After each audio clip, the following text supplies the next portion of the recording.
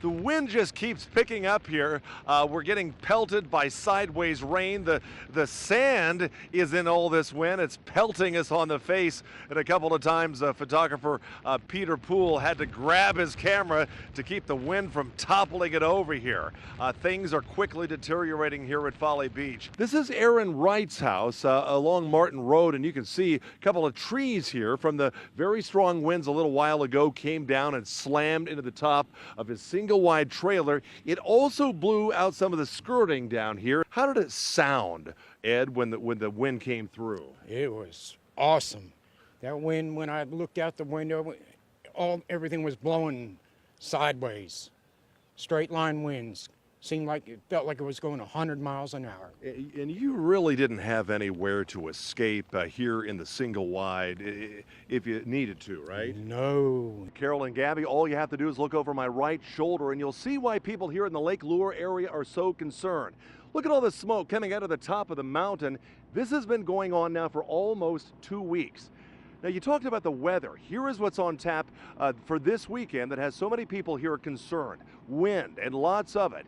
Sustained winds of 20 to 25 miles an hour and occasional gusts, fire officials say, of 40 to 45 miles an hour. Jeff, think about this. We are 2 weeks into this fire. This Saturday, it'll be 2 weeks since the fire was burning.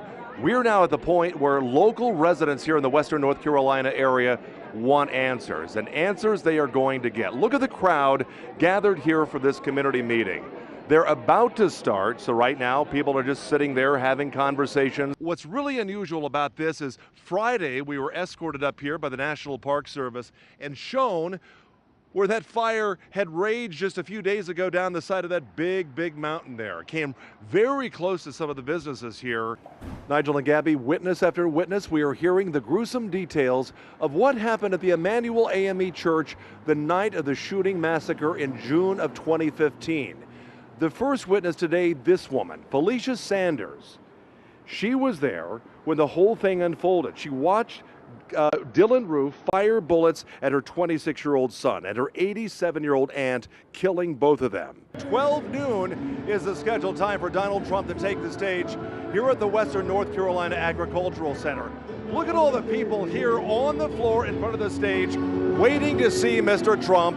They are all fired up. The volume level is very high here, and certainly the excitement level is very high. Carol and Gabby, you talk about putting a lot of meaning into 9/11. That is standing here next to the 9/11 Memorial Wall at Bob Jones University.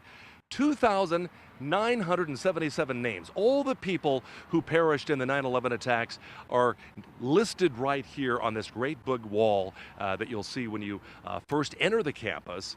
And I want to introduce to you Opus 6 here on campus as they sing a little bit of Deck the Halls. Go for it, gang.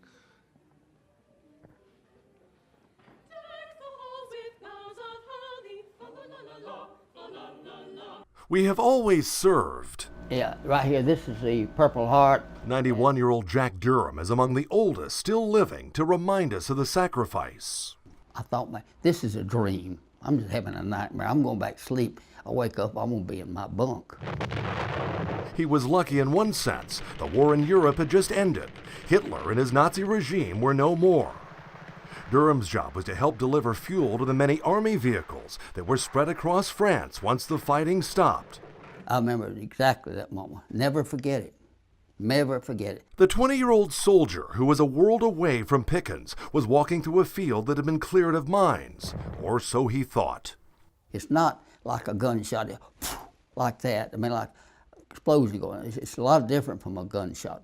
You know. When Durham woke up, he was lying in a crater that wasn't there just a few seconds before. And there was something else. And I looked over to my left, and there lay my leg. And it had a brand new shoe on it. I hadn't worn it long, and I wanted that shoe.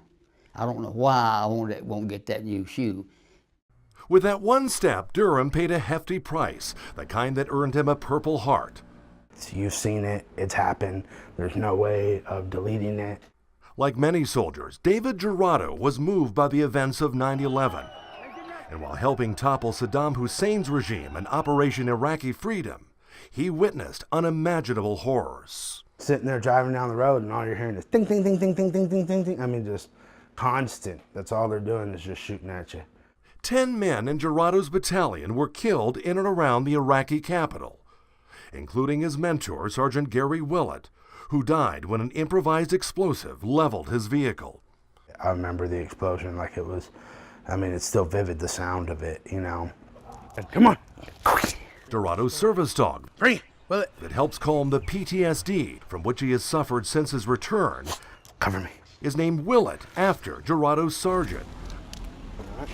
I'm Jack Durham. How you David doing? Gerardo, nice to meet you. The wars Jack Durham and David Gerardo served in were more than 60 years apart.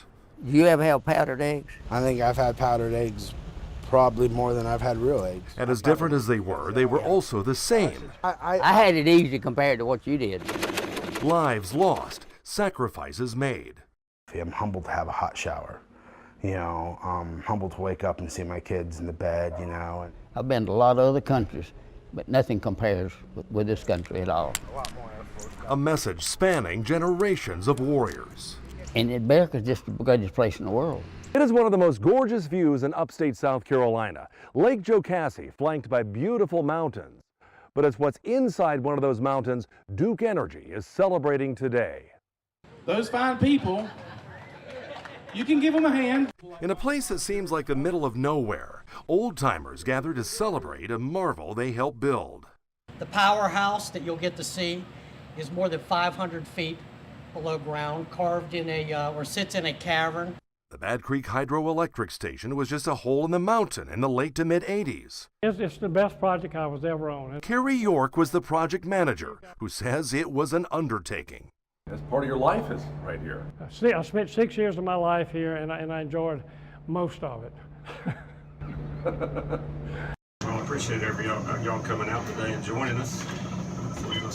This will probably be something you haven't seen before.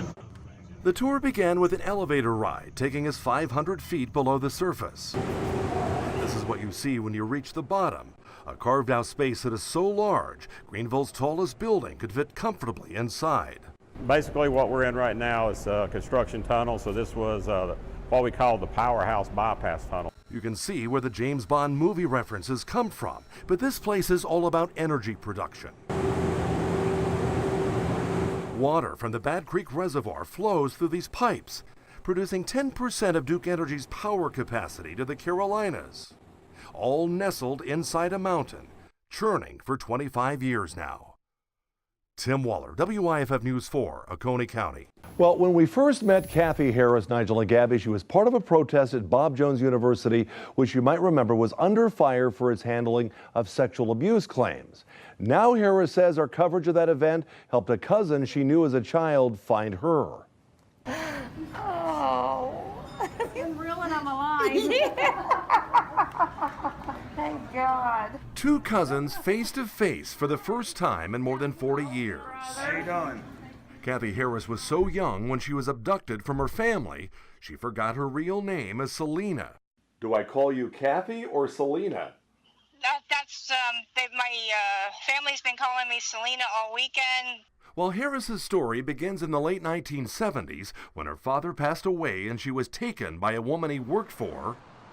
We first met Harris at this protest in Greenville, where she was holding a sign with her childhood picture on it. It was a picture of me when I was a little girl, and it said "Protect the Innocent." Harris, who attended Bob Jones University, felt faculty ignored her cry for help over being kidnapped and sexually abused as a child. What she didn't know is that 2 years after our story aired, her cousin in West Virginia, who had always wondered what happened to Selena, would recognize the girl in this photo and reach out. And I'm thinking, this can't be real. This doesn't happen. This only happens this way in the movies. This is just somebody playing with me. It wasn't. Harris is now back with family, with 40 years of catching up to do, and realizing what happened to her as a child. I mean, I still think from time to time that it was something about me, but, sorry. Wasn't her fault. Late today, I spoke to Harris's cousin in Martinsburg, West Virginia. She said her family is overwhelmed and excited to have found their long-lost cousin, and she, too, credits that photo of Harris on our website for helping them find Kathy. Carol and Gabby, Jessica Jenkins and her grandparents did make it to Myrtle Beach, but they say that drive through Spartanburg County was a rough one. It's the video that has people everywhere wondering how no one was killed. An RV hauling a pickup truck blows a front tire and crosses into the opposite lane. The red car you see that swerved to avoid what would have been a head-on collision was driven by 19-year-old Jessica Jenkins of Knoxville, Tennessee. Her grandparents were in the car with her. We are. Yes. We're happy to be here. Yeah, we're happy. Yeah, we are. We're really happy to be here. This picture, taken by Jenkins after her car came to a stop, shows how the cable median barrier sliced through the front of the vehicle. It cut through my door and through the front of the grill, yeah. The passenger side was skin. So, yeah, my door wasn't open. Jenkins and John and Susie Reinhardt say it all happened in a split second. The Reinhardts are crediting their granddaughter's quick reaction for saving everyone's life. I have all kinds of faith in her driving now. It just happened. I have faith in her, period. Well, another question I had for Jenkins, how did she know to swerve left at the second that RV came right at her, which saved everyone in the car? Her answer to that at 5 o'clock tonight. Carol and Gabby. It's not just the man who lost that home, he also has a dog. And in order for the two of them to stay together, the two are now out braving the elements. WYFF News 4's Tim Waller reports. There is no smoldering rubble. The fire at this home happened months ago, leaving little behind. Absolutely worthless. Eating machine. But standing strong and still managing a smile is Jeffrey Bo Severs and his dog. He looks like a white dog with a black spot, but he's really a black dog with a white spot. So. When the fire took their home, Severs had the option to move into a shelter, but his dog, Mance Jolly, wasn't welcome there. Who do you have to take care of your baby? You know, it's like our baby. He is a good baby. So Severs stayed, choosing to sleep outdoors rather than give up the dog who brings him so much joy. Yeah, we just put our sleeping bag out there, and that's where we've been staying right there. You're sleeping right over there? Yeah, that's the spot. His neighbor is so concerned she started a GoFundMe site to raise money for a new home. Well, I would like to see us get him into some shelter, and I would like to see us make sure he has food on the table. I think as Americans, everybody has that right. When his home burned, there was no insurance, and there are no savings to help rebuild. Severs doesn't seem to mind the outdoors, but winter is just around the corner. The cold don't really bother me. I mean, I don't like to be having to sit out in it without being able to move around. But for now, he has the warmth of a dog. He's a pretty good little heater too. Now he crawl up under that sleeping bag. Yeah, I tell you what, he's a little heater. And a community of people who care. Tim Waller, WYFF News 4, Anderson County.